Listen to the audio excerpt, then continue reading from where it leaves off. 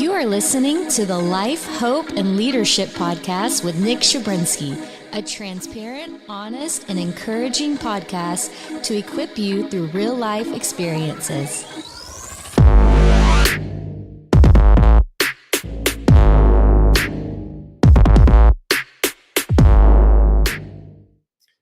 Yo, what up, everybody? Thank you for jumping in on the Life, Hope, and Leadership podcast with me, Nick Chybrzynski. Yep, that's me. Yeah, guys, I have had a crazy day, really good day, awesome stuff. Just got off a call with one of my pastors and friends about our men's ministry stuff that we will be doing together this fall. Pretty exciting stuff. And I got a little behind on the day. So here I am, and I am going live on Facebook today because TikTok booted me on live stream. I don't know if somebody reported me or whatever. So I am on YouTube today and Facebook. And then, as always, this podcast will be available not in video on all streaming platforms. So if you have Apple, Android, whatever, Spotify, make sure that you like and subscribe to my podcast. I hope they're helping you. I don't do them in vain. I do them to, leak the things that I just really feel the Lord speaking to me and some stuff that's going on in the world. And I started doing these as kind of a therapeutic thing, but also at the same point to be able to help people in their walk with God. So I hope they're helping you. If they are, like, share, follow, subscribe. I don't know all the stuff you got to do, but all I want to do is help you. And that being said, let's jump in. So today's episode of Life, Hope, and Leadership is I hate the phrase burnout, because it's kind of like it can easily be a cop out, but it can also be a very stubborn mule's way of avoiding the reality of burnout. And so today I was thinking about we'll call it hitting the wall. I was caring for someone today, just chatting with them and talk to people. And I hear this often where people are like, man, I just feel like I'm hitting a wall. I feel tired. I feel exhausted. And a lot of times when you see it from the outside, there's things you can be like, hey man, I don't like, you can't keep doing that. But it's amazing as leaders. And when I say leader, I want to make sure that you understand everybody is leading. You should be. Everybody should be leading in some capacity. So the reality is you are leading your life. You should be. If you're a mom, a dad, you're leading your kids. You're leading your home. If you're a husband, you should be leading your wife and your children. And if you're a wife, you should be leading and supporting your husband and your kids. And the list goes on. If you're an entrepreneur, business owner, executive, pastor, minister, teacher, blah, blah, blah, blah. Everybody's leading in some capacity. And because of that, a lot of times we see ourselves so responsible for everybody else that we lose the visual of taking care of ourselves. And so I talk about this often, but my wife and I practice a principle, which we call 7-7-7. So every 7 days, my wife and I, we go on a date. Every 7 weeks, we try to go away overnight. Typically, one of our favorite places to go away overnight is Berlin, Ohio. It's a very peaceful place, Amish town. Great food, very quiet, very peaceful. And then we have every 7 months, and we try to go away on some form of vacation every 7 months. And a lot of people will say, oh yeah, it must be nice. And it's like the people who say that are the people who don't understand that we do that because we value our leadership. We do that because we value our marriage. We do that because we value the principles that God has given us in his word. And so it's not easy to do that. And it's something that we forced ourselves to do. It's something that we obligated ourselves to, because we know that in the principle that God has created for true healthy leadership is there has to be time to rest. There has to be time to recharge. I actually just finished one of my assessments on physical health and Sabbath rest. It's on Amazon. I just released it last night. So excited. It just published today. But in that, I noticed that people hit walls, and it's easy for us to look from the outside in and often be able to see what it is those who we love could do to change the circumstances of their energy, of their resourcefulness, of their impact. But sadly, it's very difficult sometimes to look from the inside in. And so I hope this podcast will help you today. And it really goes, I always think about like Jack from Titanic, and everybody still is frustrated. He could have got on the plank, but he was so focused on leading Rose that he didn't lead himself. And if he would have realized, hey, if I would just slow down long enough to realize, yes, I do have to lead Rose, but it would be better if Rose still had me, he probably would have figured out how to get on that stupid piece of debris in the water. Everybody feels when they're leading at different times that the we are running. There's times where you feel you're running on fumes. That you need rest, and you feel guilty for needing that. And I hate that. And I said this before, busyness is not a badge. Busyness is not a trophy. But for some reason in the world we live in, it's like, I swear people wear busyness like a badge. And I hate it because people will tell me all the time, they'll be like, hey man, you hit me up. They're like, oh, I know you're busy. And it's like, well, dude, everybody's busy. We have to take time to check in and to love one another and care for one another. But I want to talk to you about the risk of hitting the wall, constantly hitting the wall. And a lot of people who lead, they say burnout doesn't affect me, but the reality is it does affect you. And it doesn't just affect you. Hitting the wall doesn't just affect you. It affects everybody that you're leading. So if you're going, oh, I just don't have time for me, I have to take care of my kids. Your kids are feeling that. Your wife is feeling that. Your kids are feeling that. Your husband is feeling that. Your team is feeling that. And until we acknowledge that, then we're going to lead, and we're not going to lead well. And today I just simply want to talk about and I don't want to use the word burnout, but I'm going to end up using it because it's the easiest way to explain it. But what is burnout? What is hitting a wall? What is doing too much? It is when you create a sense of emotional exhaustion, and then eventually you'll start to become cynical or critical.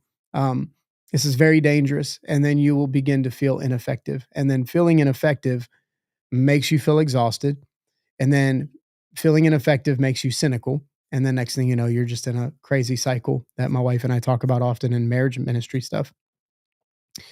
When you are living under chronic stress, the Bible says, love the Lord your God with all your heart, your soul, your mind, and strength. Love the Lord your God. If anybody's watching this on the chat, put it in the comments. Love the Lord your God with all your heart, your mind, your soul, and strength.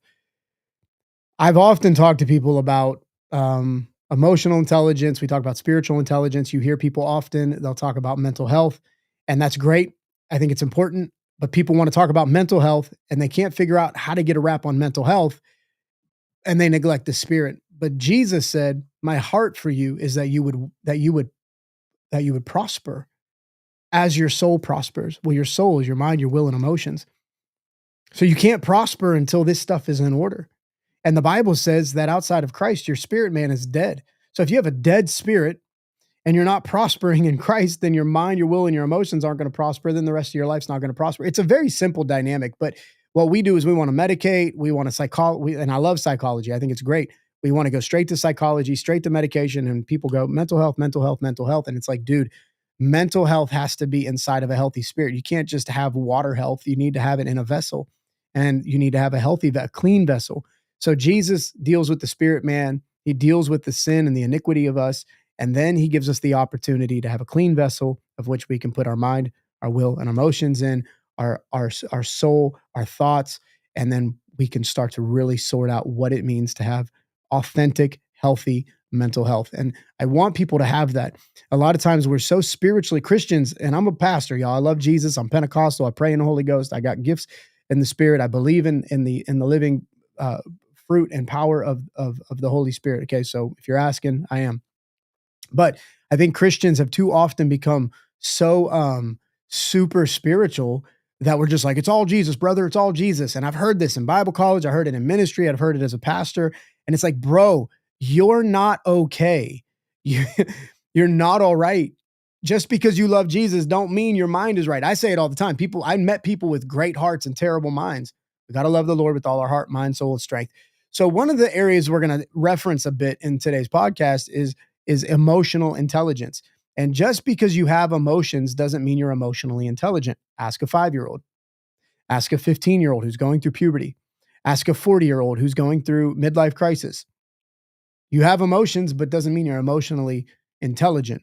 And so when you're living under constant stress, your body is flooded with chemicals, cortisol, brain fog. You're missing all the dopamine of success and the feelings of doing great things, all these things we deal with. And so all of a sudden you start to have brain fog, poor decisions, disconnection, and then you're discontent. I made an episode one day, why are we so tired? I walked into a gas station. 75% of the drinks in a gas station today are energy drinks, and then the rest are beer. And it's crazy. What does that tell you? If that doesn't put a red flag up for us to be like, we're tired and stressed. I'm tired, so I drink energy drinks, and I'm stressed, so I drink beer. I know so many people who are living in financial struggle, but they smoke $10 packs of cigarettes. It's like crazy. And we live in these cycles because we don't know how to get out of it. We're constantly keep hitting the wall. And I want you to get this in your heart. I want you to know this. You can stop hitting the wall. When you ignore warning signs of hitting the wall, of fatigue, of exhaustion, of burnout, you are 63% more likely, this is a scientific fact, 63% more likely to have to take an extended sick leave. So you push yourself to the brink because you say you can't rest. You push yourself to the max because you say you don't have time to chill. You push yourself to the max because you say your family needs you, but then you make yourself sick and you're 63% more likely to have to take time off now, and not even quality time. It's not even rest time. It's not even recovery time. It's healing time. And healing time is different than recovery time. If you tear a muscle, if you strain a muscle, you pull a muscle, you can't go back to the gym because you're in healing time. If you stretch a muscle and you learn the limitations of your muscle, now you get into recovery, and 2 days later, you're back in the gym and you're able to work that same muscle out. Am I making sense? We have to stop pushing ourselves to the max. Now, just because you have to stop pushing yourself to the max doesn't mean you can't get crap done. You got to get your crap done. So that means we got to be more efficient. We have to become more intelligent with the game that God has given us, with the cards that God has given us. And I want this for you. So thinking strength, this is where I see a lot of leaders ignore the signs. And this was where I was talking to someone recently. I said, hey, toughing it out is not good for you or anybody. Thinking that I'm strong, so I won't tell anybody, I'm just going to fight through it. That is not good for anybody. Thinking strength means silence is unhealthy. Leaders who isolate themselves from communication or opening up to others will destroy themselves. And especially you will become more and more overloaded. And I don't want that for you. I want you to be able to look at all you have. If you had a child, a 5-year-old, and they had all this stuff that they had to take up to their room, you told them to clean their room up. You told them to clean their mess up. And you're a good father. You're a good big brother. You're a good big sister. You're a good mom, right? You're going to see that little boy, that little girl. They're going to have all these things in their hands. And you're going to tell them, you can take multiple trips. Or how about this? If you'd ask me for help, maybe I could help you. Maybe the principle of being a good leader to get your task done is recognizing those around you who really love you and really want to help you. But you think that being a good leader and being strong, and this is the problem with an adolescent boy. Children, boys, we are the toughest. We rarely tell you we're hurt. I remember watching a video, a little kid jumped off the top of the steps all the way down to the bottom. And you could tell, because every boy, if there's dudes in the chat, you know exactly what I'm talking about. All my fellas, where are you at? All the fellas know this. And I'm not reading chats right now because I want to stay focused on content and timing. But what I've seen was this little kid, he hit the bottom steps and his dad was like, why did you do that? Number 2, that was pretty cool. Number 3, I bet your butt is hurt. And the little boy toughed it off. You know, he acted like he was good. But every boy, every single boy on the face of the earth, every man, young or old, knew that dude was hurt and he was trying to play it off. The problem is you can only play it off so many times before it destroys you. If you're hiding burnout to protect your image, if you're hiding pain to protect your image, if you're masking it under, look, Jesus would be, I think, disappointed and would lead you to repentance for ego if you as a Christian try to protect your your image and create a false sense of strength. Jesus himself was not able to carry his own cross. Jesus himself had the disciples baptizing people. Jesus himself had them go feed other people. Jesus himself had to leave the crowd he was leading so he could recharge the leader he needed to be. I saw a quote today. It said, become the type of leader that people want to follow. And I like it, but I honestly think the prayer was, God, help us become the type of leader that people would want to follow. But I think let's go one step further. Let's become the type of leader we would want to follow. Let's become the type of person who's authentic, who knows when we're tired or knows when we need help. I reached out to a couple brothers today and I just was like, hey, I just need some help. I don't even know where to begin on this, and I can't pick it up and take it on myself. It'll burn me out. So to protect your image is never going to help anybody. You're losing the very thing that makes you a good leader, your presence.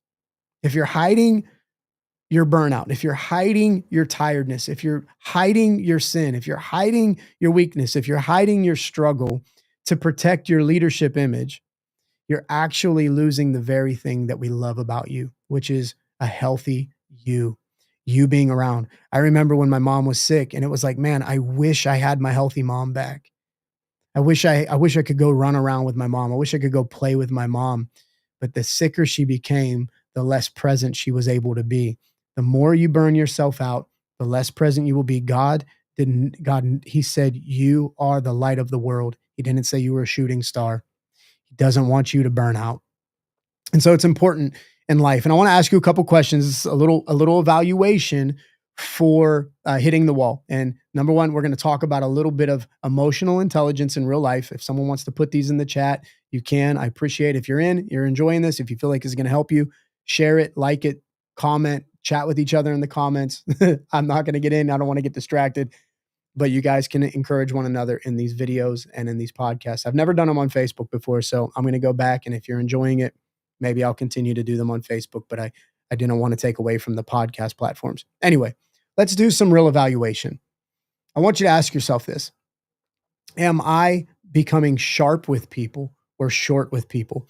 I got ridiculously overwhelmed with poison ivy or something this last couple weeks. And so I'm on a ton of steroids and medicine right now. And I had a frustrating situation today. And I realized that I might have become short. And so I messaged somebody, talking to them, asking, I was kind of frustrated about something. And I expressed that. And then I messaged them later and because I didn't have time to call and they were understanding. And I said, hey, I just want to let you know, I'm sorry if I came across as too harsh. I think my steroids might be causing me to have a little bit of a rage feeling. And so what I was intending might not have come off the right way. And I had to step back and apologize for that because I want to be emotionally intelligent. How do you make your wife feel? How do you make your husband feel? How do you make your friends feel? How do you make your kids feel? How do you make your employees feel? How do you make your boss feel? Am I being sharp or short with people? Here's another question about emotional intelligence. What am I avoiding? Notice the question isn't, am I avoiding something? No, what conversation are you avoiding? What feeling are you avoiding? There's someone I love watching movies with. I'm a big movie buff. I love, going to movies with friends and hanging out. But it's funny because there's certain people I can't go to a sad movie with. If I go, hey, let's watch this movie, I can't watch a sad movie. Why can't you watch a sad movie? It makes me cry. What are you avoiding? Let's cry. Let's go cry. Let's go cry it out. It's okay. So more than likely, there might be, well, possibly, not more than likely, but it's highly possible that there's something that you're avoiding that is keeping you from becoming emotionally intelligent. And let's be honest, until you become more and more emotionally intelligent, you know why you think the way you think. You know how you should think. The Bible says, take captive every thought. So if the Bible commands us to take captive every thought and subject it to the principles and laws of Christ, then we have to ask ourselves, I can't take something captive and evaluate it if I'm not sure how it's supposed to be. And so what am I avoiding? What am I not talking about? How about this question? What do I feel after I say yes to the next thing? So if I have employees that work for me. I'm a pastor of a church and I love them to death. But sometimes I'll be like, hey, can you do this? And they'll go, yeah. And I can look at their face and go, hey, what's up? And they're like, oh, well, I had this. I'm like, well, then no, then don't say yes. Let me know that. That's a part of our relationship. I can't lead you down the path of doom. So what's the deal? I really can't do. Okay, cool. That's not a problem. What else are you do? Let's talk about what else you're doing. Is there anything you're doing that maybe you shouldn't be? Or am I giving you too much? These are all part of us working together as a body, as a people. This is leadership. And part of being a good leader is being a good follower. And part of being a good follower is being a good leader. So here's another check-in. This is for your weekly check-in. I would love for you, it's like not weekly, but this is like a little self-check-in. What has drained you this week? So for me, our door is broken in our sanctuary. That may not seem like a big deal to a lot of people, but for me, it's eating away at me. I'm bothered. People can't get in and out of the sanctuary easily. There's 2 doors. We have 300 to 400 people that attend on service. We don't want people to be bottlenecked if there were an emergency. Don't want people to be stuck. So luckily, we have fire escapes. We have emergency escapes. We have access. We have other doors. It's not really a big deal, but it is. It's draining me. There was a lot of changed things. The heat has been draining me. My wife was very, very tired the other day and she felt really bad. Why am I so tired? I said, babe, it's 90 degrees out. You're probably just exhausted. The sun has a way of zapping the strength out of you. What has drained me this week? Itching all over my body. So thank God these are some physical things, but these physical things, when you think you have to be the perfect leader, can weigh on you. And then you don't want to talk about it because you feel weak. Well, no, you know what? I'm really bothered. Have steroids in my body. I'm itchy all over. My back hurts. It's hot out. Okay. Now what's cool is you can complain about it and still be emotionally unintelligent, or you can process it and go, you know what? Those are real things and it's okay. I'm going to get through it. This is for a season. I'm working out. I'm getting healthier. I'm doing things to get this out. I went to the doctor, got the medicine, doing all that stuff. So when you're evaluating what's draining you this week, oh, me and my wife haven't talked, or we haven't been intimate, or I feel like I haven't seen my kids in a few days. Well, thank you that's awesome that you realize that drained you. Because the problem is if you don't recognize what drains you, when you have the opportunity to change it, you won't be able to because you never accepted it. How about this? What gave me life this week? Man, my wife and I, we went to a restaurant this week for date night. It was one of the best restaurants I've been to in a long time. Viva La Vida in Fox Chapel, Mexican restaurant. Phenomenal service. Met a guy from Quiche, Guatemala, which is one of the towns we drive through when we go to our missions work. And it was so awesome to see his eyes light up when we told him we knew where he was from and that it's like our home away from home. That gave me life. Spending time with my wife. She looked so pretty. She was beautiful, man. It was awesome. The food was great. The date was great. We had a great time. That gave me life. How about this? What am I doing that somebody else could own? So today I was going to go work on the door at the church. And then I realized, you know what? That is not my forte. And so I asked some guys to help out and we got a little bit more clarity and probably some next steps. But at the end of the day, what is it that you're doing that somebody else could be doing? And the reality is, even if it's a job, if it's a volunteer, you might be a coach for a softball team or a baseball team. And you're like, oh, I got to get all the balls and all the bats. Well, can anybody else on the team do that? Can you delegate that? Can you train that up? Can you let other people be a part of your coaching team? Well, they're not paid like I am. Do they like you? Do they enjoy being around you?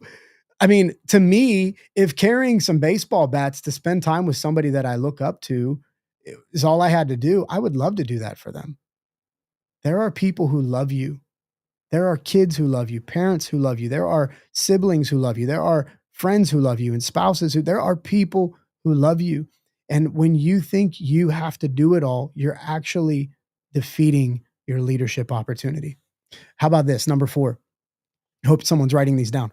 Where am I faking strength? Where am I faking my strength? Think about that. Where are you faking it? That's not good. Now, everybody doesn't need to know your weakness. See, the problem with the world is we have this everybody needs to know bullcrap going on. And so we want to cancel people, Christians, non-Christians. And it's ridiculous. People are, what really happened? What did they do? It's none of your business. It's not your business what everybody's weakness is. Why? Because 100% of people have weaknesses. 100% of people. And you need to find the right people in your life where you can say, hey, dude, I really had a hard day. Hey, man, got in a fight with my kids, got in a fight with my wife. Man, my car got repossessed. I lost my job. Man, I can't pay my bills. It's 100 degrees out. I can't run the AC, whatever it is. You need to find the right people.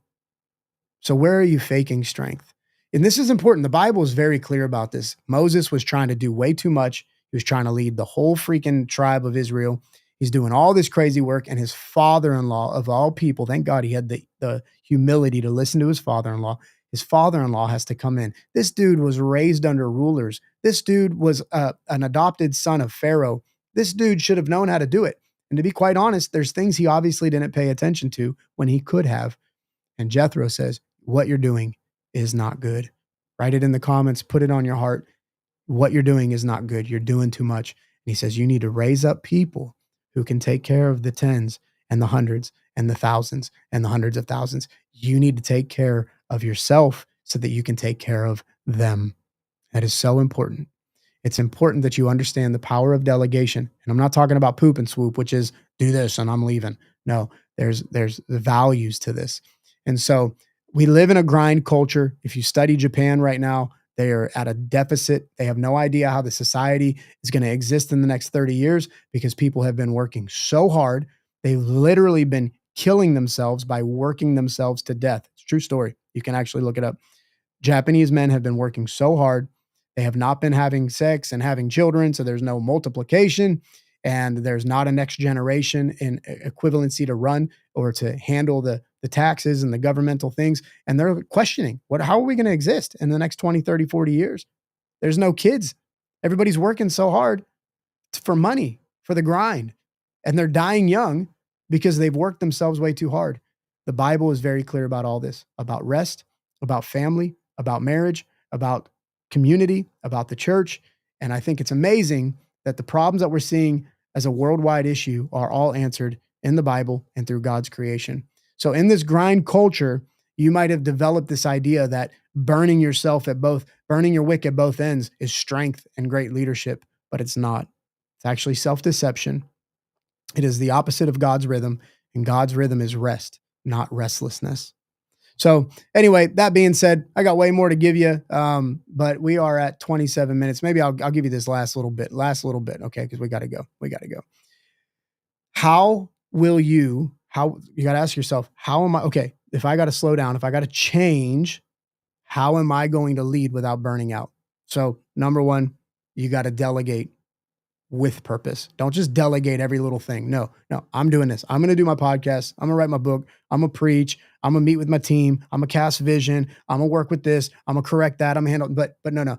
I can't wait until I'm drowning before I start delegating. That's a big problem. That is the time. Like I remember seeing a boat sinking and the water was getting in the boat and people were just laughing. They were playing in the water. And then all of a sudden the bow or whatever the bow of the boat started to go under. And that's when they started pouring water out with a bucket. And I'm thinking, guys, what were you doing when the water was up to your knees that you would wait this long before you realize you're going under? My friends, I want you to understand this. It is not God's will for any to perish, but for everybody to come to everlasting life. But Jesus never asked us to kill ourselves for him. He asked us to be willing to lay our lives down. Start delegating with purpose. Don't wait until you're drowning. Start training people. Start trusting people. Start building people up. Start giving people the opportunity to learn what you know. I don't care if this is the classroom. Hey kids, we're going to put all the desks away. Hey, who wants to help me clean the chalkboard? Teachers, this is something you can do. Who wants to help me sweep the room? Why? Because these kids are going to have to learn how to sweep their house one day, and they like you because they love you as their leader, as their teacher. This can happen in every environment. You can be teaching people how to succeed. Now, let's be honest, in the grind culture, a lot of leaders don't want to teach you their skills because they're afraid you might take their job. But the reality is if you're a great leader, nobody will ever take your job because it doesn't matter what you know. It matters when you know how to do it. And so as a great leader, you want to do that. Remember, delegation is about development, not dumping. The delegation, hey, will you do this with me? Hey, would you like to walk here with me? Hey, would you like to see this? Number two, set boundaries that stick. So my wife and I, when we go on meetings and dates anymore with others, We used to be out till 11 o'clock because that was when those people were free. The problem is when we would meet with people, we would be with 5 different people in a week or two, and every one of them had their one night where they finally could be out till late, and everybody wanted us to be out late with them. So everybody else is getting one late night a week. We realized we were getting 4 and 5, and we were losing our vigor. We were losing our strength. And so now we realize that's a boundary that needs to stick. So my wife and I, this is a very late podcast. I never do them this late, but my wife and I have decided, hey, if we go on dates with people, we have a time we need to be home because we want to come home and rest and be healthy for one another. And I hope that you would consider that. Don't get on your phone after X amount of time. Turn off the TV, sit down with your kids before they go to bed, an hour or half hour, spend time with them. These are some boundaries, and I can't set your boundaries, but you can. Block time out every day of your life for prayer, for reading the word, for family. 777. We have our Marriage Monday stuff. We talk about that all the time. Number 3, build true leadership rhythms. So weekly, what needs to get out of my life? What am I doing that I shouldn't be doing? What am I not doing that I should be doing? Monthly, what can I automate in my life? How can I get automation in this? Is there someone I need to hire? Is there someone I need to train up? What do I need to stop doing? What do I need to offload? And then annually, where is God directing me and my energy and my time, my treasure, my tithe, and my talent? And the reality is when we think like this, we think, I'm not the hero. And this is the end all of end all for this podcast. This is where I wanted to go. I fit it in 4 minutes. So that's awesome. I want you to think about this. You have to stop thinking you're the hero. It's not about you being the hero. It's about being a good steward of what God has given you. Leadership is not about being everything to everybody. Now, I become all things to all men. By doing so, I can win them, but I can't do that all day, every day to every person. It's about being healthy enough to give the best part of you, the part of you that matters the most. And at the end of the day, when you're about to breathe your last breath, people aren't going to sit there and think about all the stuff that you constantly were able to do. They're going to go, I just wish I had more time with you. And healthy leadership gives you more time, gives you more influence, and it gives you healthier impact in people's lives. That being said, guys, I am tired and this has been a long day, but my promise to myself and to you is that I'm going to try to put a podcast out every Wednesday. And here it is. I hope you're blessed by it. I hope you're encouraged by it. I look forward to going back in the comments and checking and reading you guys' statements and thoughts. I hope there's nothing really mean in there. Like and subscribe. Follow me on Spotify and all our platforms, YouTube, and then check out my new assessment books that I'm putting out to hopefully help you grow in your walk with God. That being said, guys, love you. Change your world this week. And I hope that you were truly blessed by today's episode. And wait, I got to pray my outro. There it goes. You are listening to the Life, Hope, and Leadership Podcast with Nick Chybrzynski, a transparent, honest, and encouraging podcast to equip you through real life experiences.